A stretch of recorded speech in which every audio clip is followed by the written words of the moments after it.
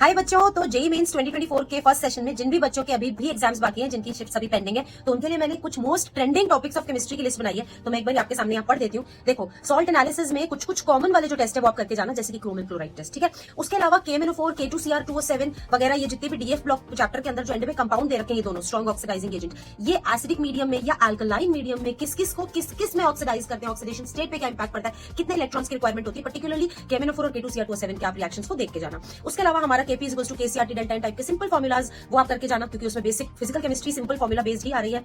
Bohr model आप जरूर से करके जाए, बोर मॉडल में से क्वेश्चन आने की संभावना हमेशा से रहती है। और बोर मॉडल के बाद में अगर कोई इंपॉर्टेंट टॉपिक है तो वो है स्पेक्ट्रम, ठीक है। फिर उसके अलावा अगर अपन केमिकल बॉन्डिंग चैप्टर की बात करें तो VSCPR और बॉन्ड ऑर्डर पे क्वेश्चंस आ रहे हैं। तो अगर आपको ट्रिक नहीं पता तो इस चैनल पे बॉन्ड ऑर्डर की ऐसी ट्रिक है जिसमें आपसे 10 सेकंड में एक लेंथी सवाल इजीली हो जाएगा, तो वो जरूर देख के जाना। पोलैरिटी के क्वेश्चंस देख के जाना, उसमें भी सवाल आ रहे हैं। फिजिकल केमिस्ट्री में अगेन मैं बोलूंगी सिंपल फॉर्मुला पुट, जैसे फैराडे लॉ है, तो फैराडे लॉ के बेसिक क्वेश्चंस जो है वो इन शिफ्ट्स में देखे गए हैं, आगे की शिफ्ट्स में भी आ सकते हैं। जनरल ऑर्गेनिक केमिस्ट्री का अच्छा खासा सुप्रीमेसी चल रहा है, जहां पे रेजोनेंस इफेक्ट हो गया, इंडक्टिव इफेक्ट हो गया, इन सब पे सवाल पूछे जा रहे हैं, ठीक है। उसके अलावा मेटल डायरेक्टिंग ग्रुप्स कौन से हैं, ऑर्थो पैरा डायरेक्टिंग ग्रुप कौन से हैं, इन सब पे भी क्वेश्चंस पूछे जा रहे हैं। एल्डिहाइड कीटोन्स के अंदर डिस्टिंग्विशिंग टेस्ट अच्छे से करके जाना, अमीन्स के डिस्टिंग्विशिंग टेस्ट एक बार देख लो, जैसे कि carbylamine test, Tollens test, Fehling test, ये सब अच्छे से देख लो।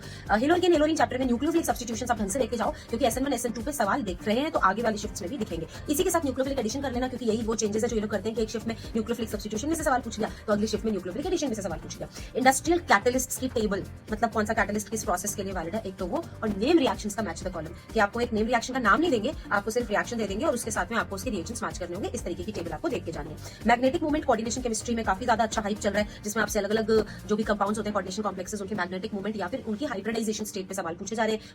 मोल कॉन्सेप्ट के बहुत इजी क्वेश्चन है, बहुत लेंथी सवाल है नहीं, इजी सवाल है, आप 2-4 प्रैक्टिस कर सकते हो।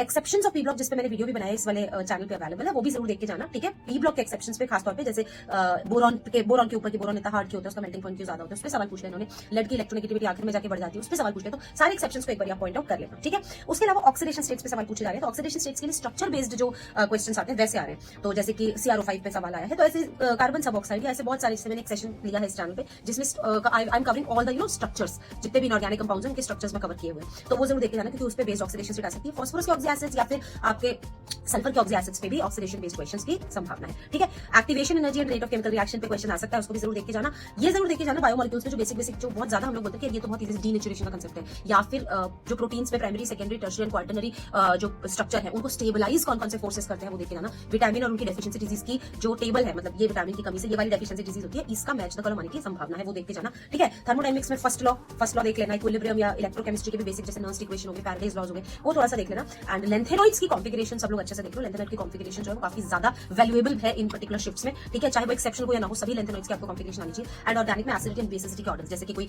लुईस बेस है या ब्रॉन्स्टेड बेस है, क्यों है, तो बेसिकली वो पूछ रहे हैं कि आपसे एसिडिटी ऑर्डर लगाओ, बेसिसिटी ऑर्डर लगाओ, जिसमें कुछ छोटे मोटे फंडे भी शामिल है कि इंट्रामॉलिक्यूलर हाइड्रोजन बॉन्डिंग से एसिडिटी पे कुछ इंपैक्ट पड़ जाता है, तो वो छोटे मोटे एक्सेप्शंस ऑर्गेनिक के भी आप देख करके जाइएगा। तो इसी के साथ मैं इस वीडियो को एंड करना चाहूंगी और मैं बोलूंगी कि बच्चों अभी तक तुमने मतलब हमें पूरी उम्मीद है कि बहुत अच्छी तैयारी है तुम्हारी अपकमिंग शिफ्ट वालों के लिए। ऑल द बेस्ट बोलूंगी, बेस्ट विशेस मेरे साथ में। एंड हाँ, अगर आपको लगता है कि हम जेईई मेंस के अगले सेशन में और ज्यादा मचाना चाहते हैं, तो हमारे जो अपकमिंग बैचेस हैं, एक्सट्रीम आ रहा है, फिनाले आ रहा है, फिनालेक्स आ रहा है, उसको जरूर एनरोल करें, आपका जरूर बहुत ज्यादा फायदा उससे होने वाला है। प्रेडिक्टर पेपर जरूर देख लीजिए, अगर नहीं देखेंगे तो, क्योंकि काफी मिलते जुलते सवाल पूछे जा रहे हैं, तो हमें रिव्यूज बहुत अच्छे मिल रहे हैं प्रेडिक्टर पेपर के एज यूजुअल, ठीक है। With that I would like to end the video and let me tell you that I love you all. Good luck.